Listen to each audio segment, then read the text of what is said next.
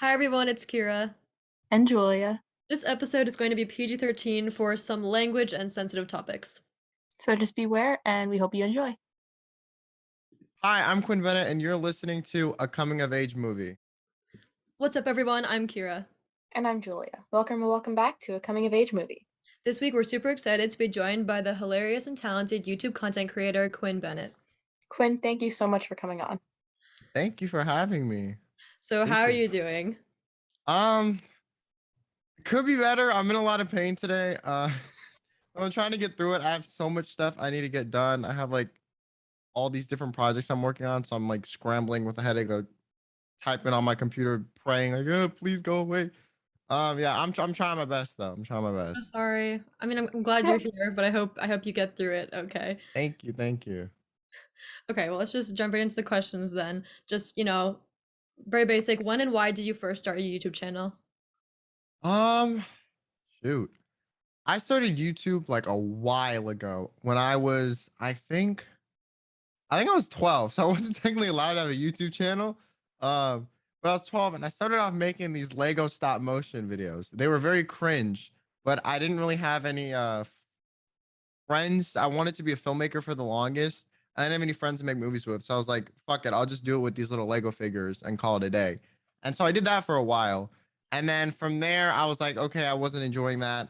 I deleted that channel and then I started doing an editing channel where I taught people how to edit and do more like visual effects style stuff in Final Cut, which was kind of something that not many people did. And from there, I kind of grew an audience. And then once again, was like, all right, I don't liking this. Jump ship. Decided to get more into the personality stuff about 2.5, 3-ish years ago. And then it's been history ever since. And I guess I just started because, like I said, I always wanted to be a filmmaker. I was very into editing, and people were like, "Oh, you're funny," and I was like, "Okay, cool. I'll make a YouTube channel about my personality instead now." Very cool. So did you know that you were going to end up with the personality stuff, or did you just kind of just wanted to see where it went from the beginning? Um, like I said, I just kind of did what I liked. Like I started off doing the Lego stuff, did the editing. The editing was very draining for me because I felt like people were demanding me to do like X video for them to learn something, and no one really cared about how I was doing because I started going through more of my health shit then, and I was like, yeah, I can't post that much. People were like, ah, fuck you, upload another tutorial. I don't give a fuck. And I was like, ugh. So I decided I think the personality thing would be more of a fit for me, as well as it's definitely more fun. Like I'd rather act like an idiot in front of a camera than teach people how to edit. So it just kind of became something I was like, oh, I'll try this, and then it ended up being something that I liked a lot more. That's awesome. And what are your favorite kinds of videos to make? Um, Shoot, that's hard.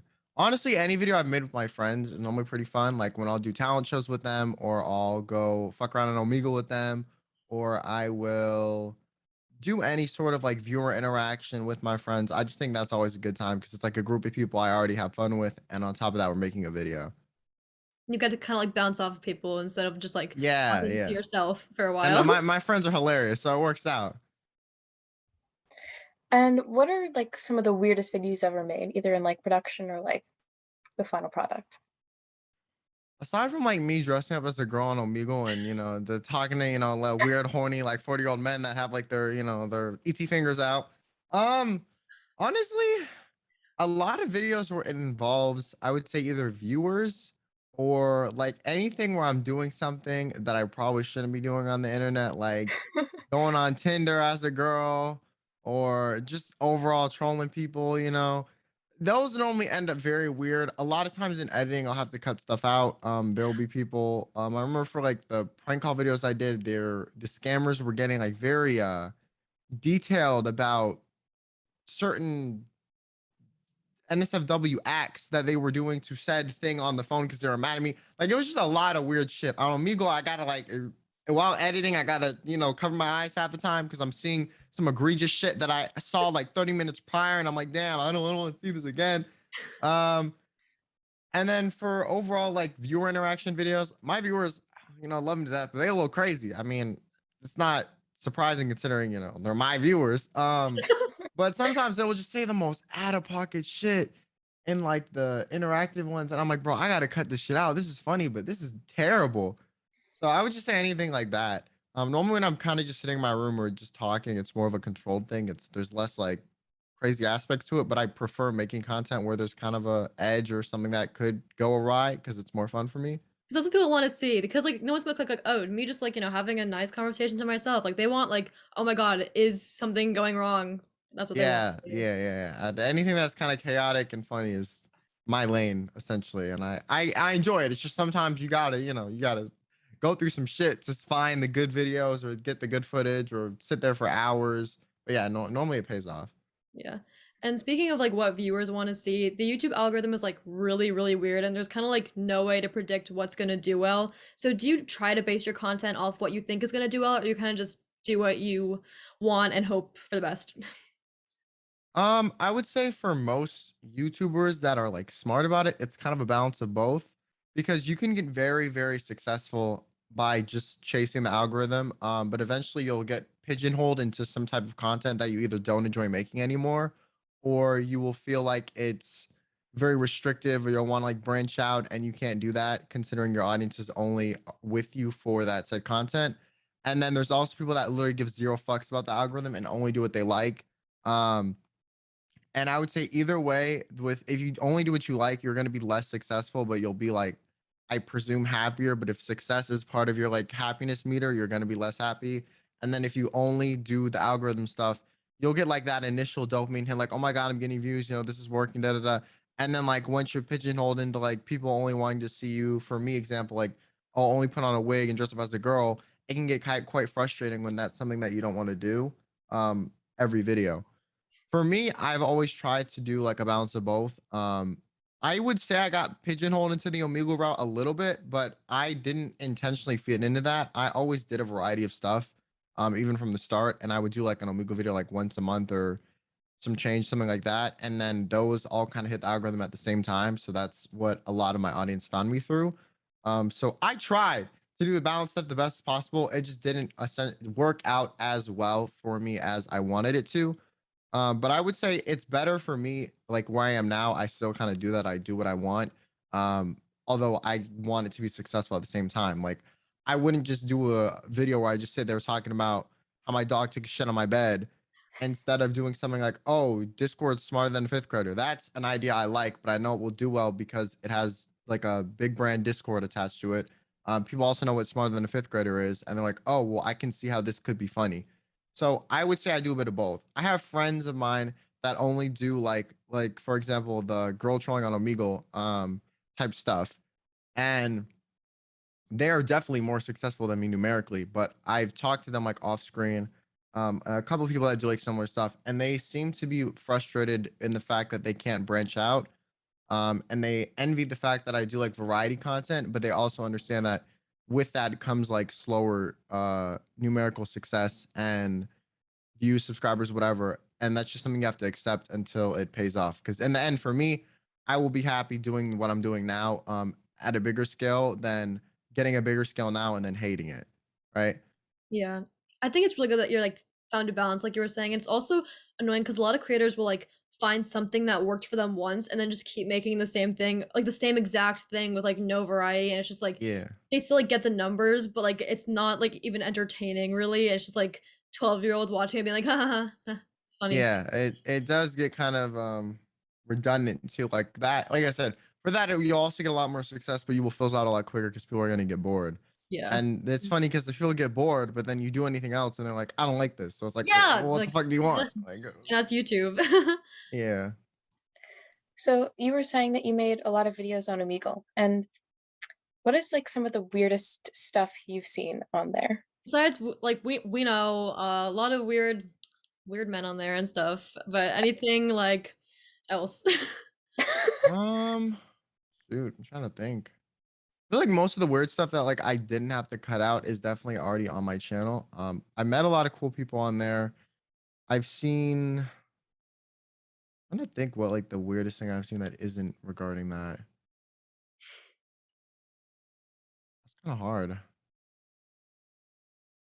I want to say something, but it is regarding that. It's very fucked up. So I don't think you're. um, I want to hear it, but I'm really scared. But maybe a censored Um. version. Ah. I don't know what I would say. Okay. It was just very, very, very weird. There's just a lot of weird shit on there. There's just a lot. Yeah. It's not. Listen, if you're not a able-bodied adult, I think the reason people like Omegle videos so much is because a lot of people are too scared to go on there themselves. Good, don't go on there. It's terrible. You can get IP grabbed. You can get flashed from multiple different, parts of whatever person's body they trying to display. You'll see people doing like illicit substances, like stuff like that. You'll see a lot of stuff. I have seen some pretty cool stuff on there though. Like I remember one time there was this dude who was um he had like a rave in his room. Ooh. Yeah, it was really cool. And then he had like pyrotechnics and like fire and shit. It was very interesting, but I was like, bro, you're gonna kill yourself with all these fire and shit. But it was very cool. It was like this like 26-year-old dude who was just like, I don't know, I think he was a DJ or something. That was cool. But a lot of other stuff I see on there is just, yeah, the cool stuff's on my channel. The stuff that I have to cut out is, I wish I could cut it out from my memory too. I don't want to relive that shit. That's so sad. And like you were saying, people watch your videos instead of going on because they get the security of the censoring and the editing and Yeah, I think no. that's why people like them so much. Obviously you can't just be sitting there like, and then just have the people on Amigo do all the work for the entertainment value. But I feel like the reason they do so well is because most people are scared to go on there themselves. I see a lot of comments reflecting that same sentiment too on like my videos and other people who've done them too. Making a sacrifice for everyone else's entertainment. Your memory is Yes. scarred. Anyway, Yes. just curious, do you ever get like recognized on there from like other videos that you've made? Sometimes, yeah. On Amigo, I get recognized on occasion. I used to get recognized a lot more back when I at the peak of all the Omegle shit. But yeah, I would say like every time I go on there, I get recognized at least once or twice. Oh wow. Yeah. And it's And it's cool meeting people that watch me. But like I said, my viewers, y'all a little crazy. Sometimes they'll just say some shit. I'm like, bro, I know you want to be in the video, but goddamn. I'm a person. and you've also made a few videos using Fiverr. So Yes. what's your favorite thing you've purchased from there? Um, I think I ordered a video of this one. His literal like his Fiverr tag was, I will be African funny man and say whatever you want or something like that. Um, so I ordered that to roast one of my friends, Jay, where I just made him call him like an idiot and say that he was dumb and all that. That shit was funny as hell because I had my friend Jay on the call and he was reacting to it. That was one of my probably favorite Fiverr purchases.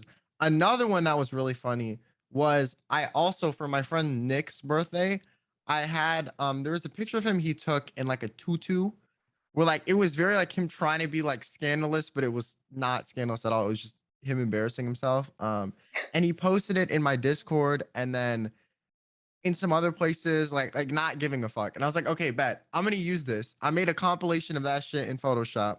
Um, and then I put it on Fiverr and I had hired these two dudes to dance in front of it with like their green screen or Uh-huh. whatever. And say that he looked, caught in his pink tutu and say happy birthday and dance. And it was the funniest shit ever. Because he was like, yeah, it's just I like buying stuff like that for my friends and seeing their reaction. I also remember I paid some kid to just sit in a chair in like in a lake or something. I don't know. It was the weirdest thing ever. It was great though. I mean, I was like, hey, I'll pay you money to sit in a chair, sure. So yeah, those are probably my top three. Were you like sponsored by them or do you just give them money? Like No, I just waste my money for the video. If I was sponsored, that'd be great. Honestly, I know they've sponsored some bigger YouTubers where they'll give them like a but $700 budget or some crazy shit. But no, I've just wasted like probably at minimum $100 to $200 on one per video on that shit. That's why I don't make them super often. yeah. But I mean they're funny. Yeah. And if you had to sell something on Fiverr, what would you sell? I'd probably be one of those people that said shit just like that you wanted me to say. I feel like that'd be funny. I also feel like that would get me in a lot of trouble though. Yeah, but I feel like that would be funny. I'd have fun with that. People could pay me to cuss out their friends. Oh, that sounds like a great time. Oh yeah, that's Sounds probably like what will be my thing. I will cuss out your friends for money. sounds like great That'll probably therapy be my for thing. you, honestly. Yeah. Sometimes you need to let a couple, curse words out and feel a little better. And how would you describe your relationship with your fans? Like I said, we have kind of a very banter-based relationship. Like they could go in my chat and call me ugly, and then I'll call them ugly back, or it's kind of a tit for tat. We crack jokes about each other. I crack jokes about them, back and forth kind of situation. Obviously, when you do that a lot, people to so many people at the same time, the boundaries can get kind of misconstrued on occasion. Like people take a joke way too far, or on the flip side, I will take a joke too far, whatever.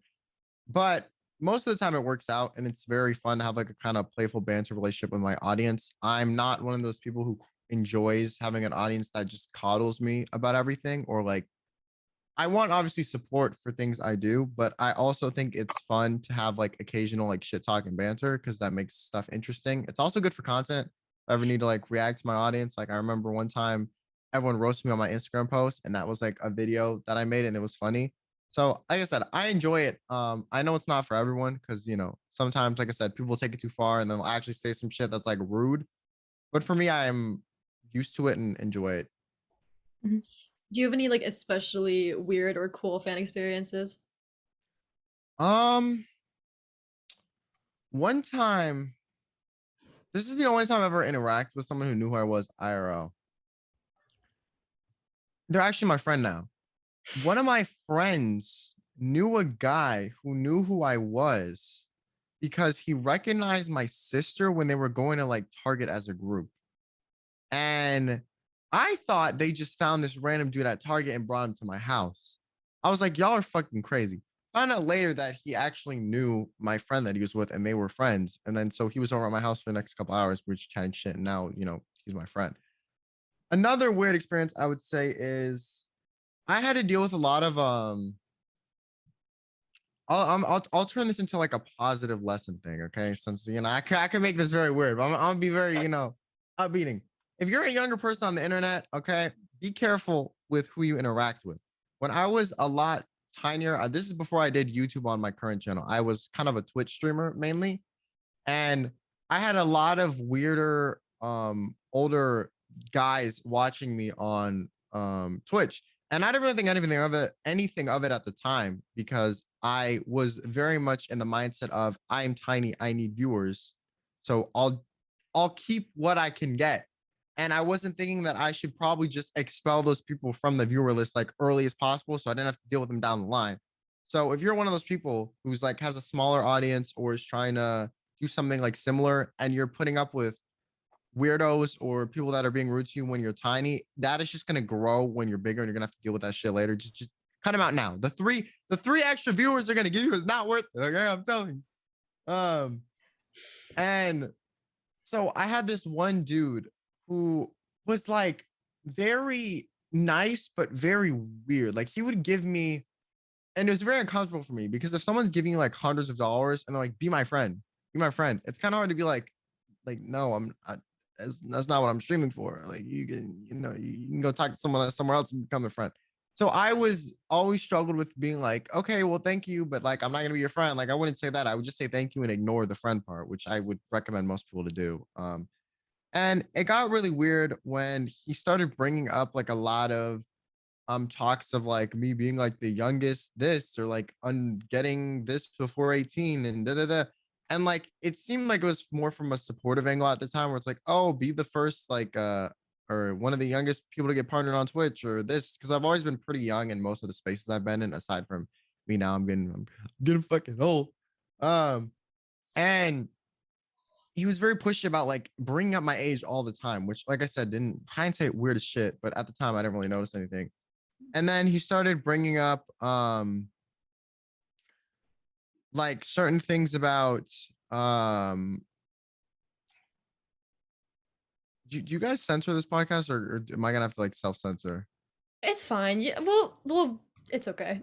Okay, I apologize. I feel like I'm probably the worst guest you ever had. You're like, damn, I'm gonna have to edit It's this so okay. much. We'll mark it. We'll say like PG-13.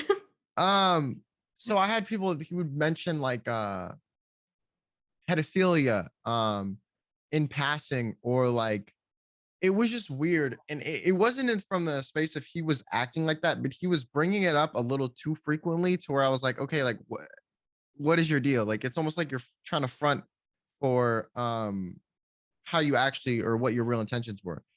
And then so I kind of forgot about him for a while. And then I was gonna go to TwitchCon in 2019, I think, because I went in 2017, didn't go in 2018, and then I was gonna go in 2019. Or no, I did go in 2018, but I was gonna go in 2019 again. I had a couple of events planned at TwitchCon, and around this time, I also had, like I said, some like older dudes that were watching me that were weird. On top of this dude, and they kept saying stuff like, and I think I was 16 or 17. They kept saying stuff like, oh, I can't wait to meet you at TwitchCon, da, da, da, which like would be fine if it was a normal viewer, but they were just very pushy about a lot of things. And then they would started bringing up stuff like, oh, is your dad gonna be with you? Or like, I want to make sure you're gonna be alone. Or like, they're like, oh, I'll make good friends with your dad, like, or I'll make sure to catch you. Or are you gonna be walking around the convention alone? Like very weird shit. And this was from like 3 or 4 people. Um, and I was a little bit like the previous year I went to TwitchCon, I was with a group of friends and they were going again this year. And I was like, hey, can I like just be around you guys like the whole time? I don't kind of want to get caught out. And then they just started taking it too far, and it was like became like almost threatening of like certain like actions of assault, stuff like that. And so I decided to just not fucking go. I had to cancel like 4 of my panels. I just didn't go because I didn't want to have to deal with seeing these weirdos in real life and potentially having a situation happen. So I would say stuff like that happen. That's why I would say like I said, if you're younger online, be careful of what company you allow to be around you, because I feel like it can become very dangerous very quickly if you're not consciously aware of that. And since I know this podcast is like for younger people growing up or like people our age, I would say out on the internet like be very careful of that sort of thing. So yeah, that was probably the weirdest but all most dangerous experience I've had with a viewer or a couple viewers of mine. And yeah, it was very fucked up. So that's why I'm saying be careful. Thank you for sharing that story with us. It's very Yeah. good lesson. Yeah. And very creepy. And so, what is something that you have learned about being a content creator, or were there any obstacles that you faced to get to where you are today? Um, Biggest thing about being a content creator is probably persistence and consistency. I know a lot of people want to do YouTube or Twitch or any other form of social media, et cetera, et cetera. Um, or even like make films, stuff like that. And they just give up so fucking quickly. And I realized I think a lot of those people that actually give up quickly aren't genuinely passionate about making videos or that sort of thing. They just want the numeric success or like the YouTuber lifestyle or whatever. Cause I feel like I can name 30 people I know that went to my high school that wanted to do YouTube, tried it for like a month and then gave up because it was A, too much work, or B, they didn't have enough success at the same time, or C, they got embarrassed. Like one of the three. And so I would say if you're genuinely passionate about it and you keep trying, you should be able to find success if you're good at what you're doing. I would say if you're not passionate and you just want the status or whatever the hell comes with whatever form of content you want, like being a musician, da, da, da, whatever, or fame, you're gonna hate getting to that point. And then once you're at that point, you're gonna hate it because what you got famous for is something you don't actually enjoy. So I would say just do what you like. Biggest lesson I also learned about content creation is coming up with like good ideas, executing them, and then being proud of it is like a very hard process to consistently do. So I would say sometimes you're gonna have to make a video that isn't like your favorite or you don't think is the greatest to keep up with being consistent so that you can get to videos that are better or greater. Like there have been videos I've uploaded where I'm like, this video is just kind of mid. Or I didn't like it that much. And I'm not saying that like I think from an outside looking in, the video was mid, but I would say like from me personally, it wasn't my favorite idea, it wasn't my favorite thing to execute, and that made it so much harder to do. And some of those videos have been one of the more successful ones on my channel. Like people just love them for whatever reason. I'm like, okay, I don't know. Like, so it just kind of depends. So I would say be consistent. If you actually like it, you should be able to find at least some form of success, whether that's like personal satisfaction, numeric, whatever your measure of success is. Yeah, I feel like we can relate to a lot of that, like, not feeling like our content is the best or whatever. And like you were saying, people feeling like embarrassed of their work, whatever. Like, I had one of my very close friends say to me, like, oh, like, I wish I could, do a podcast. Like, I wish I could do what you do. I'm like, oh, like, just do it. And he's like, well, like, I can't put myself out there like that. Like, he's like, I just am not brave. He was like, you're really brave for that. And I was like, what do you mean brave? Like, so it's just like you're saying, it's just people give up because very easily, yeah. Yeah, especially in high school, if you want to be a YouTuber, do a podcast, anything like that, listen, do it. Don't fucking tell anyone. Don't We tell used anyone. fake names for a month, so Yeah, there you don't I'm so tell bad. don't tell your friends. Don't tell people that go to school. Don't say shit. Just do it. Because here's the thing. Here's the thing. If you start and you have like 2 subscribers, you get like 3, 4 views, people are gonna make fun of you, even if your content's good. It does not fucking matter. You could be making like Mr. Beast level content, but if you have 2 viewers, people are gonna make fun of you. The second you have views, you have subscribers, you could be making My Little Pony videos. People are still gonna be like, damn, that's crazy. I'm kind of jealous. Like, it's only cringe before you're successful. So don't tell anyone about it and don't let them try to ruin that for you. we were Just do using it. fake names until we interviewed someone who, like, on Instagram, it was like followed by like 20 people, whatever. We're like, oh, they're gonna see it. Like, we have to tell people now. So Yeah. then we did. Or if you do use a fake name, or like a username online, which like a lot of people do, like I said, don't tell people about it. Like if you don't want people to find you, make a fake name. You're gonna have to stick with that fake name forever. So make sure you like it. But yeah, that way people won't find your shit. Yeah, I have a fake name. It's so bad.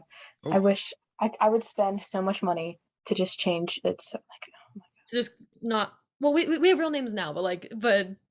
Oh yeah, yeah, in the beginning we used different names. Then we had to make a video being like, oh, just kidding. This is not our name. yeah. That was fun. Anyway, um, so do you want to continue pursuing YouTube as you get older, or are there other career paths that you're interested in? um, honestly, YouTube is probably the go-to for me at the moment.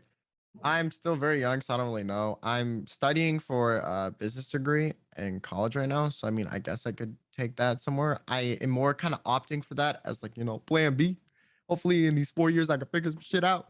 But I want to do something with regards to content creation, online entertainment, streaming, live streaming, whatever. Anything like that is gonna be my kind of lane because this is all I've really ever done in my life. Like even when I wasn't posting on YouTube, I was just making videos in my room by myself. I remember one time with my friends, we had some like bootleg iCarly show we did. I made a fucking website for it. Like we thought we were the shit. Okay, we thought we were banging in that, and we were probably making the cringiest shit alive.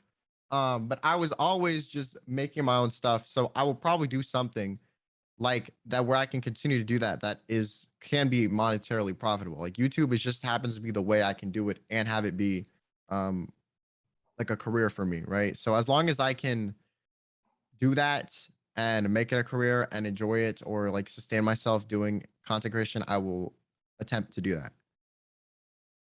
Can you tell us about some upcoming plans or goals you have for content creation or just in general? I have a lot of stuff planned. A lot of it I cannot talk about because it's like, sign like NDAs, legal shit. But yeah, like I said, big things are coming. A lot of big things. I cannot talk about any of them though. I guess long-term goals, I would say I want to do content creation full time because right now it's more of a part-time thing because I'm still in school, whatever. But I don't know if I am able to do it full time. I'm not quite sure whether or not I'll drop out of school or continue. Right now, I'm leaning toward continue because I feel like a lot of YouTubers they'll like drop out of school and then they'll like make vlogs. They're like, oh, I'm gonna try to go back to college, and then it never fucking works out. Like anyone that ever tries to go back, they never go back and stick with it. So I'm like, I might as well stick with it now that I'm here, so I don't have to try to come back later and fail like 3 times. Yeah. And what advice would you give to someone trying to start a YouTube career? Like I said, don't tell anyone about it. Okay. I know this sounds like really fucking ass backward advice. Like, oh, you need your friend's support. Listen, don't tell no one. Okay. Do it in silence. Move in silence so they don't kill your blessing before it comes. You're gonna have to be consistent. I would say, at least post once a week. If you post twice a week, listen, the algorithm loves that shit. Twice a week, okay. That's like the perfect amount to where you're not burning yourself out, but you're also hitting the algorithm's like pressure point. Second of all, find a balance of doing stuff you like and stuff that's successful if you care about being successful. If you don't care about being successful, okay, like take a shit, film it, post it on YouTube. Like, I don't care. But if you want to be successful, do a balance of stuff you like and stuff that works with the algorithm. Don't just do stuff with the algorithm because, like I said, you will become unhappy later. I've met so many people that have been in that situation. It's great at first. Okay. When you see the numbers going up, it's amazing. But once they slow down a little bit and you gotta like continue to make that content, it's gonna be hard. So do stuff you like first and then see if it works second. And then another thing I would say is don't let people online, talking shit or making assumptions about you or trying to like I don't know, push your boundaries, whatever, ruin content creation for you, especially if you're live streaming and you got like people in the chat saying shit to you. Just try your best to get people to moderate that or don't look at the negative stuff. Just stick with doing what you're doing. Unless you do some cancelable shit. Like don't be an egregious asshole on the internet where people are like, oh my God, they're so mean. Be a good person. But don't listen to like, the occasional like, oh, you ugly as fuck, or like, you sound stupid. Like, don't listen to that stuff. Okay. Just do you. Nice, good advice. Well, thanks so much for coming on. We had such a great time. Thank you for having me. Of course. And if people want to follow you online, where can they do that?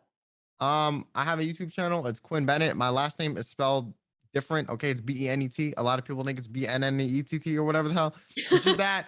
I also have a Twitch, same spelling, an Instagram, and a Twitter. And for anybody listening at home, you can follow our social medias. Our Instagram and TikTok is at acoam.podcast, and our Twitter is at ACOAM_podcast. You can follow us there to keep up and hear about more awesome guests like Quinn. And thank you all so much for tuning in, and we'll see you next week on a coming of age movie.